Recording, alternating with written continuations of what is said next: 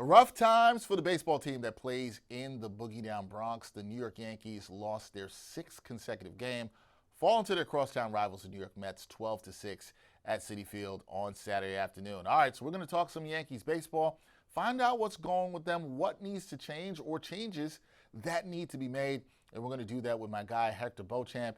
He is the founder of Uptown Sports TV and reporter for Latino Sports. Hector, what's going on, man?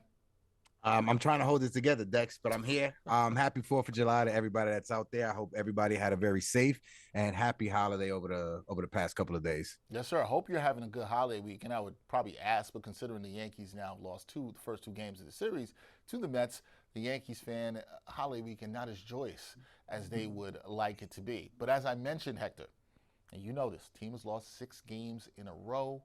It has been a rough stretch for the Yankees. They only have 5 wins in their last 22 games. 6 losses in a row. That is tough through any point of the season. I'll ask you this. Do you think this is rock bottom for the Yankees? After this 12-6 loss to the Mets, is this rock bottom for the New York Yankees? I would like to believe that there's no other low that the Yankees can go or go lower than where they are right now. You bring it up within their last 21 games, 23 games, only 5 wins. The Yankees since June 13th are tied with the Cleveland Guardians for the worst record in all of Major League Baseball with a 5-16 record. And any stretch you go through, if you're worse than the Colorado Rockies, you're not playing good baseball.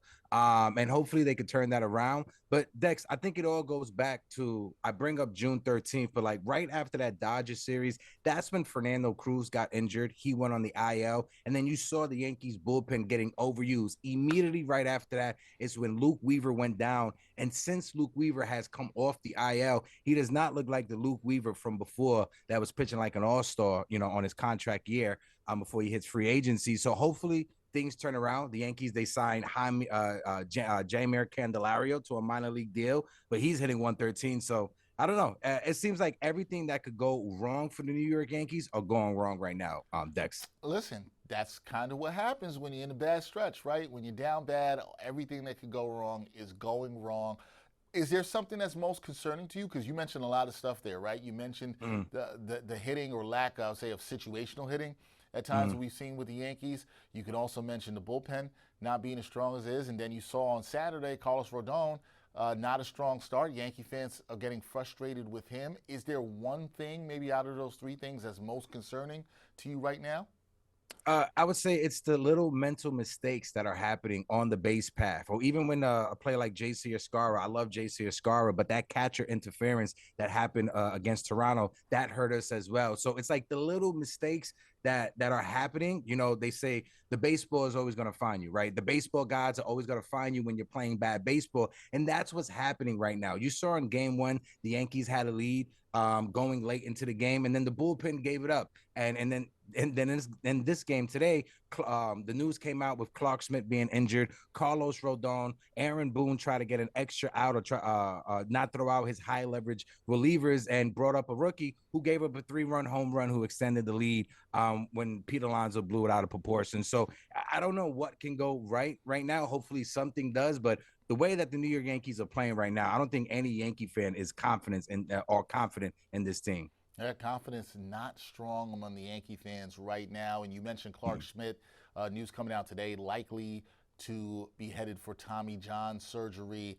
How big of a blow do you think that's going to be for this Yankees team right now as they try to figure things out with pitching?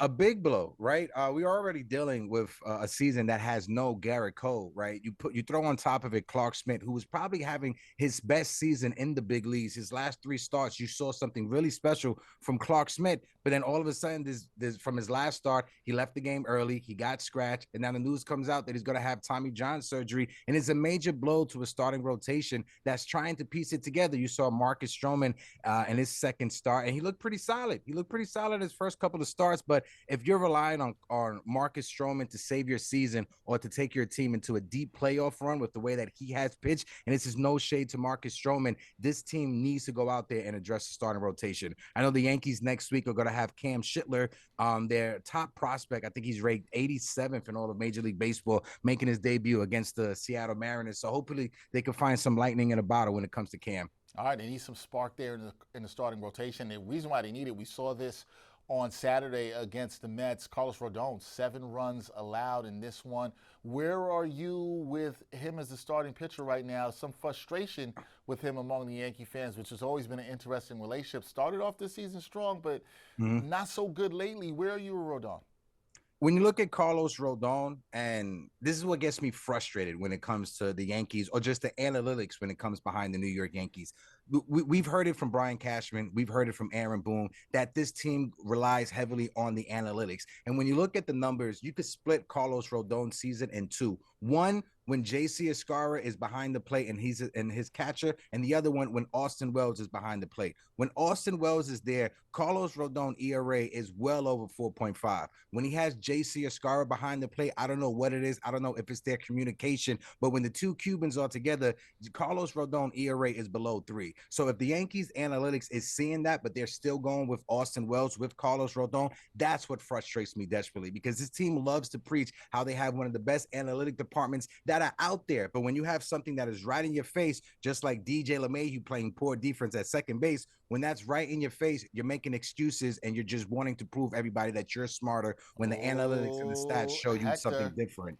Oh, Hector, you've set me up to what I wanted to go next with what you just said. There's a lot of critiques there, and you're talking about decision making, and now we come to the manager because we have to. 6-game losing streak. Yankees play the Mets on Sunday in this finale. I know you don't want to get swept by the Mets. I'm sure a lot of Yankee fans don't want to get swept by the Mets. But I'm going to ask this with some nuance to this, because we're talking about the Yankees going into the series against this particular Mets team that was struggling themselves, that have been banged up. This is not as strong. The Yankees had the advantage in the pitching matchups and everything here. I guess it's a two-part question here for me. If the Yankees get swept by the Mets this weekend, that would be 7 losses in a row. Would you say that it is time to make a change from the manager and Aaron Boone? And how much heat should he have on this Yankees June into July swoon? Should he really be on the hot seat, and is it time to make a change? Because there's some Yankee fans I'm hearing from that say, hey, it's time to make a change, and if they get swept this weekend, he's got to go. What do you say to that? Well, Yankee fans have been saying that since the 2021 wild card game against the Boston Red Sox. But I understand those frustrations. And this is the one thing where I may differ from the majority of Yankee fans. As much as I have my frustrations or reservations with Aaron Boone Boone's not the reason we don't have a major league third baseman at the major league level. We just signed Javier Candelario, who I pointed out has a 113 batting average after he was released from the Cincinnati Reds. That's not Aaron Boone's fault. Right? It's not Aaron Boone's fault that we don't have an extra reliever that is in the bullpen. I think this all falls on Brian Cashman and the analytic department. And again, Brian Cashman has done an amazing job this offseason when it comes to pivoting from losing Juan Soto. Those additions were fantastic. But at some point, you have to go all the way in and address the issues that are very glaring and present and that stick out like a sore thumb. The fact that the Yankees decided we're going to go into this season with no major league ready third baseman. I love Oswaldo Cabrera, but he's a career backup player. He could play third base, and the Yankees are literally 7-23 since Oswaldo Cabrera has gone out of the lineup since he got injured. So that's another stat to put in the back of your head. But I think it was front office malfeasance for them to come into the season without a third baseman, hoping that you could go to the trade deadline and maybe St. Louis would want to cheapen the asking price for Nolan Arenado. That's not the case. The St. Louis Cardinals are deep in the playoff mix right now with Nolan Arenado as their third baseman, and it leaves Brian Cashman and the Yankees to go back to the drawing board when it comes to third base. Well, if you don't think Aaron Boone's on the hot seat and you think a lot of it has to do with the front office, do you think if the Yankees continue to lose here that Brian Cashman will then be on the hot seat? I think he does, and not just Cashman, but like Fishman, the analytic department, and yes, yes, Aaron Boone deserves some blame as well. But Yankee fans have to face reality. If Aaron Boone is the person that falls on the sword and is the one that is the one that gets punished, to lack of a better word to say, or loses his job from this go around that's going on, the Yankees are just going to bring somebody who's just another mouthpiece for the front office and for the analytic department.